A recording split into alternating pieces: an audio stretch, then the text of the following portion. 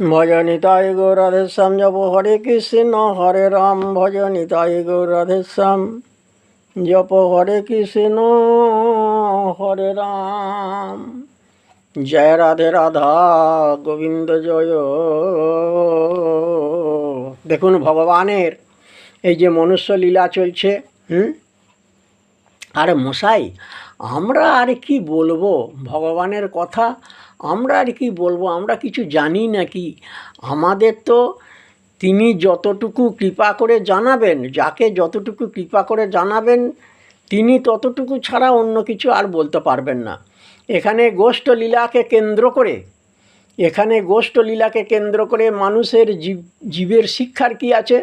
যে ভগবান জীবকে কত ভালোবাসেন। দেখুন, ভগবানকে করুণা না দিলে, ভগবান করুণা জীবের প্রতি যদি করুণা কৃপা যদি না দেন, একটা জীবও কেউ বাঁচতে পারবে না।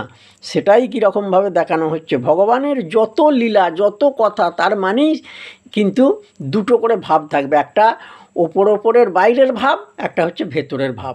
তো সেই ভাবগুলোকে না শিক্ষা গ্রহণ করতে পারলে, কোন জায়গার কি শিক্ষার বিষয় সেগুলো না ধরতে পারলে পরে কিন্তু আমরা কিছু শিখতে পারবো না। তাহলে এখানে শ্রীদাম সখা এখানে নন্দরাজার ছেলে কৃষ্ণের কাছে যেয়ে সমস্ত ডেকে ডুকে জড়ো করছে যে চ ভাই চ, কত বেলা হয়ে গেল গগনেতে, কত বেলা, আমরা কখন মাঠে যাব, কখন গোটে যাব। ওগরে আগে যত চালাই ধেনু পাছু পানে ধায়, নেহারই চাঁদ মুখ না হেরে তোমায়।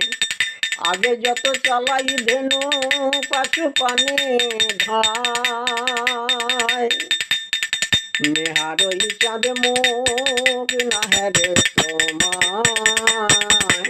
দেখুন গাভীগুলো কিন্তু চেনে, গাভীগুলো কিন্তু কত সুন্দর তারা চেনে। দেখুন, যদি ভগবান না যান, কানাই যদি না যায়, তাহলে পরে কিন্তু গোচারণ কেউ করতে পারবে না।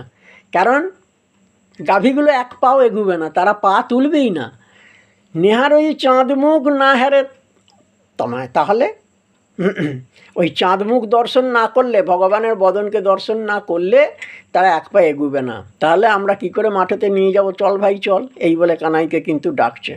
আর এখানের মধ্যে কতখানি প্রেম, কতখানি ভালোবাসা, সেগুলোও কিন্তু দেখা যাচ্ছে। কেমন? ওরে তোমা ছাড়া মায়ের কোলেতে যখন থাকি,